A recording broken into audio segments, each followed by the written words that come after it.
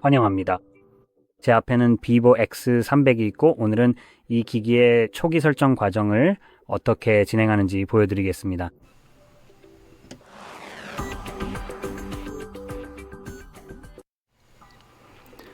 처음으로 전원을 켜면 여러분도 저와 비슷한 화면을 보게 될 것입니다. 지금 제 화면에서 볼 수 있는 바로 이 화면입니다. 아마도 저와 다른 점이 있다면 저처럼 폴란드어가 아니라 영어로 표시된다는 점일 것입니다. 그럼 여기에서 언어를 변경하는 것부터 시작해 보겠습니다. 원하는 언어인 영어로 바꿔주세요. 그리고 지역도 선택하라고 권장합니다. 솔직히 말해서 저는 미국이나 영국을 선택하고 싶지 않습니다. 왜냐하면 저는 제 소비자 권리를 중요하게 생각하거든요. 그래서 실제로 제가 사는 곳인 폴란드를 선택할 겁니다. 폴란드는 소비자 권리가 꽤 잘 보장되어 있거든요. 또 한 가지 이건 이론적인 이야기일 수도 있는데 말씀드리고 싶은 점이 있습니다. 사실 이 부분은 직접 확인해 보진 않았어요. 폴란드는 어디 있지?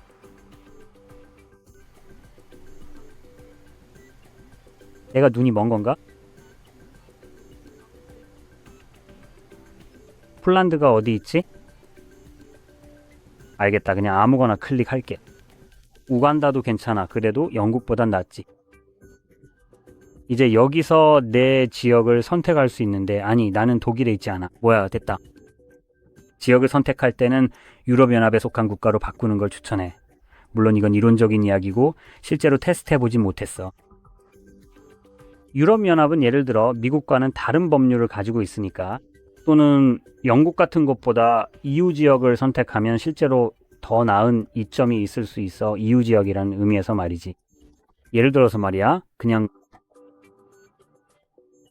이걸 좀 설명하고 싶은데 영국에 대해 배경 설명을 해주자면 기본적으로 영국은 애플에게 iOS 운영체제의 백도어를 제공하라고 강요하려 했고 애플은 이를 거부했어. 하지만 애플이 거부했음에도 불구하고 만약 동의했거나 휴대폰을 판매하지 못하게 하겠다는 식의 협박으로 강제로 그렇게 하게 됐다면 회사는 이를 실제로 공개할 수 없었을 거야. 그래서 이런 상황에서는 애플이 이를 공개할 수 없는 경우 기술적으로 영국에 사는 누구든지 자신의 휴대폰에 백도어가 있다는 사실조차 모른 채 사용할 수 있게 되는 거지. 즉 기본적으로 영국 정부는 언제든지 그 정보에 접근할 수 있다는 뜻이야. 이제 여기서의 이론은 만약 당신이 영국에 있지 않다고 선택한다면 그들이 이런 일을 할 수 없어야 한다는 거야. 하지만 그건 시스템이 어떻게 작동하느냐에 매우 달려있어. 그냥 한 번쯤 생각해 볼 만한 점이지. 그리고 또 하나 유익할 수 있는 점은 예를 들어 다시 애플을 들 수 있어. 이상하게도 애플이 여기서 주된 용의자처럼 보이지만 애플은 iOS를 꽤나 철저하게 잠가놓고 있지. 지금은 그렇게까지는 아닐 수도 있지만 하지만 역사적으로 보면 기본적으로 자유롭게 사용할 수 없도록 완전히 잠가 놓았지. 그래서 사실상 탈옥도 제대로 할 수 없어. 그건 법적으로도 불법이라고 하더라고. 서드파티 스토어도 쓸 수 없고 항상 플레이스토어로만 가야 해. 지금 EU가 사실상 애플을 계속 압박하고 있고 애플은 마치 어린애처럼 굴고 있어. 발버둥 치면서 계속 불공평하다고 소리 지르고 있지. 그리고 영국 미안 너 EU는 그냥 그래 우리 신경 안 써? 이거 하든가 아니면 벌금 내고 계속 벌금 내라 이런 식이야. 그래서 결국 애플은 iOS를 다른 스토어에도 개방할 수밖에 없게 됐지. 이제 나는 거의 확신하는데 애플은 강제로 해야 하는 EU에서만 열고 다른 지역에서는 안 할 거야. 애플은 그냥 계속 잠가둘 거야. 왜냐하면 30% 수수료를 받고 싶으니까. 왜 애플이 이렇게 발버둥 치는지 모른다면 항상 돈 때문이야. 비즈니스가 원래 그런 식으로 돌아가거든. 아 세상에. 예를 들어 내 아이폰이나 앞으로 어떤 기기든 더 친화적인 지역으로 설정하면 더 나은 대우를 받을 수도 있어. 그리고 내가 계속 말했듯이 애플이 여기서 하는 방식은 구글과는 완전히 같진 않지만 구글도 비슷한 길을 가고 있어. 구글도 자사 스토어를 잠그거나 기본적으로 스토어를 완전히 잠글 계획이야. 이제 구글은 아니야 여전히 앱을 사이드로드 할 수 있어. 걱정하지 말라며 둘러대고 있어. 하지만 실제로 지금 그들이 시도하는 건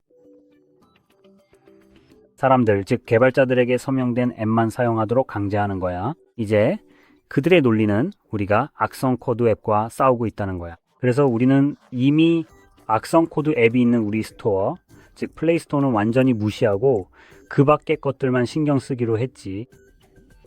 그러니까 우리 집안은 그냥 보지 마. 우리 뒷마당도 보지 마. 다른 사람 집이나 한번 보자고. 그리고 바로 거기에 문제가 있다는 거지. 분명히. 그리고 다시 말하지만 이게 뭔지 모른다면은 당연히 돈 때문이야. 왜냐하면 Revenged, CloudStream 같은 앱이나 기기에서 광고를 우회하는 다른 모든 방법들은 기본적으로 구글에서 서명해주지 않을 테니까, 그리고 설령 서명이 된다고 해도 이런 앱들의 개발자들에게 사실상 책임을 지우게 되는 거지. 그게 첫 번째야. 그렇게 하면 이 앱들을 좀 더 쉽게 찾을 수 있게 되거든. 그리고 두 번째로 어떻게든 악성 코드를 제거하면서도 그들이 이익을 얻고 있다는 거야. 내가 알기로는 악성 코드를 제거하는 다른 방법들도 있어. 예를 들면 뭐랄까 젠장, 윈도우 같은 데서 제공하는 안티머레어 프로그램들이 있잖아. 그게 별로일 수도 있지만 난 꽤 확신해. 구글의 방식은 그보다 더 최악이야. 왜냐하면 탐욕스럽고 약탈적이며 내 기기의 자유로운 사용을 빼앗아가거든. 그래서 결국 네가 네 운영체제에 대한 통제권을 잃게 되는 거지. 그거 별로 재미있게 들리진 않네. 그러니까 예를 들어 앞으로 영국이 아니라 애플, 이런 맙소사, 지금 머리가 멍해지네. 구글이 이런 걸 실제로 도입할 때 유럽연합이 이걸 막으려고 싸워주길 바랄 뿐이야. 그리고 분명히 애플도 강제로 해야 할 때만 겨우 따라줄 거고.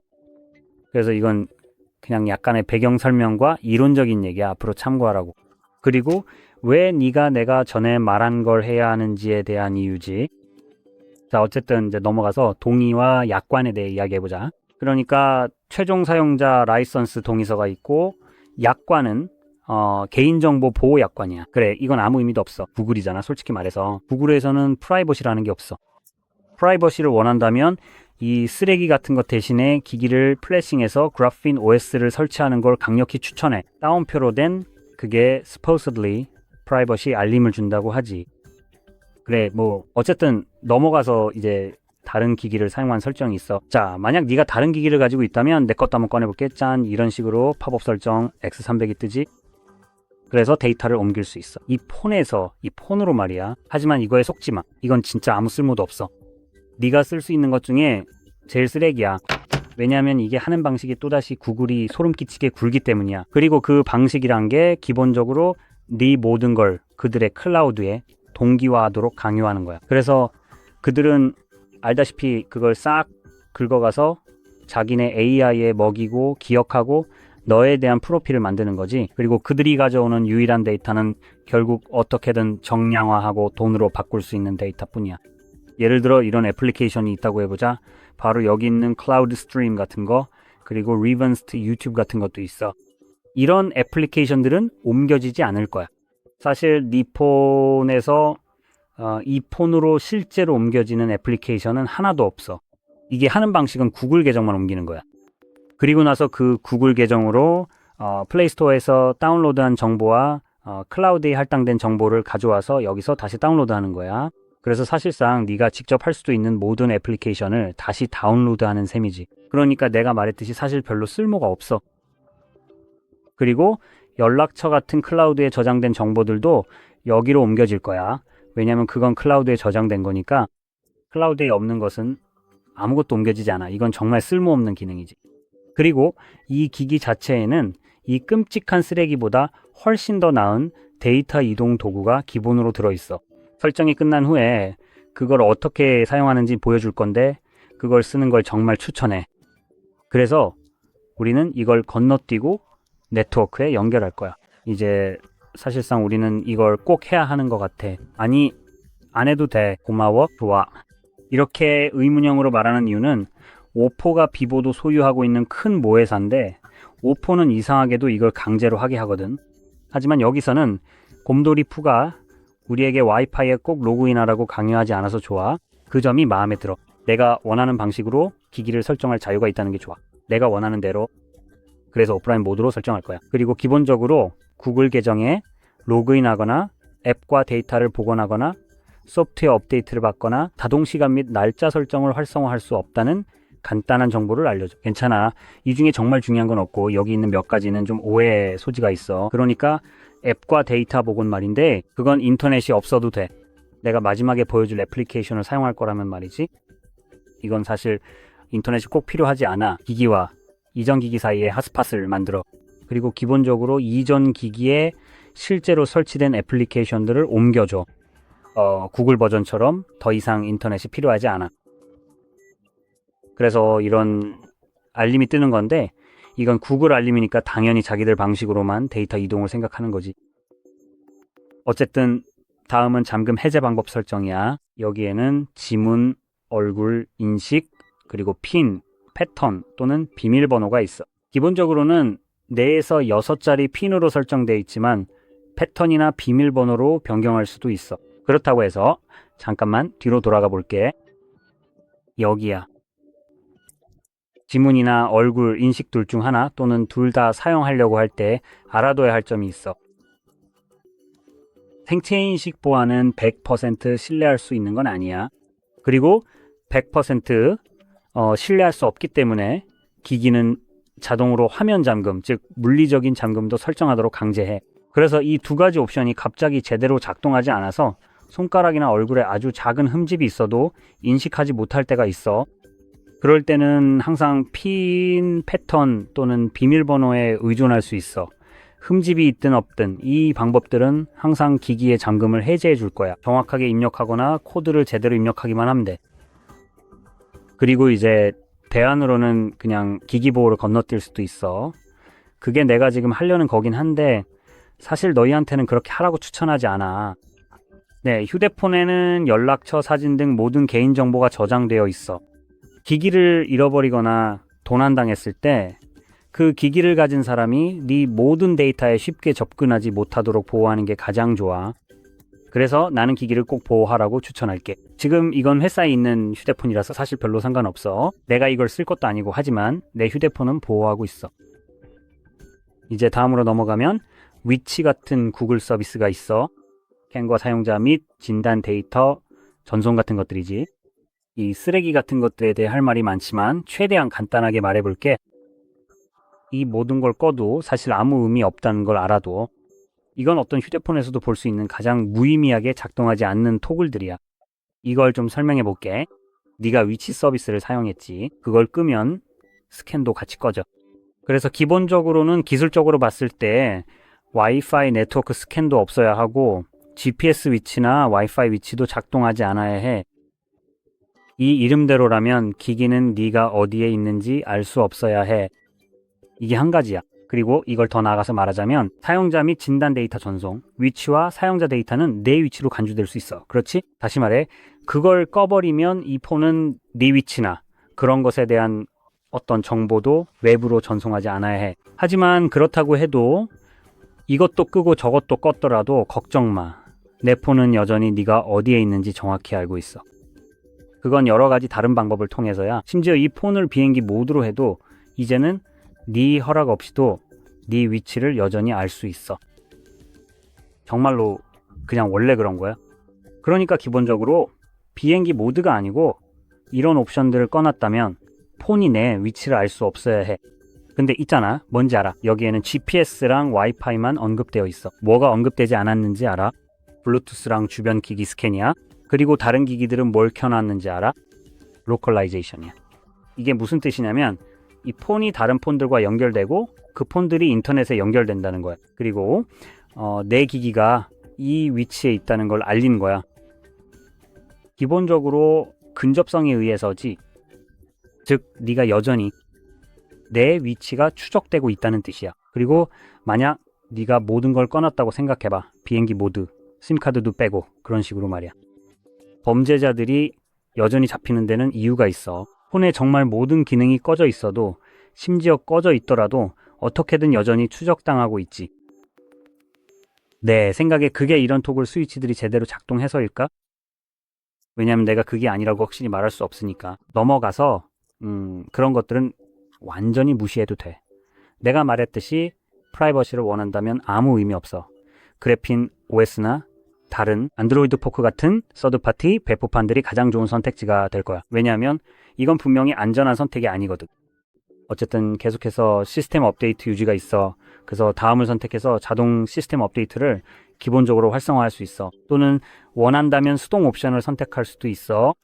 사용자 및 진단 데이터 전송. 이제 이건 구글이 아니라 비보, 위보를 위한 거야. 다시 말하지만 우리는 이 부분에 동의하지 않을 수도 있어. 하지만 그게 얼마나 잘 내 말을 듣는지는 나도 너만큼이나 추측할 수밖에 없어.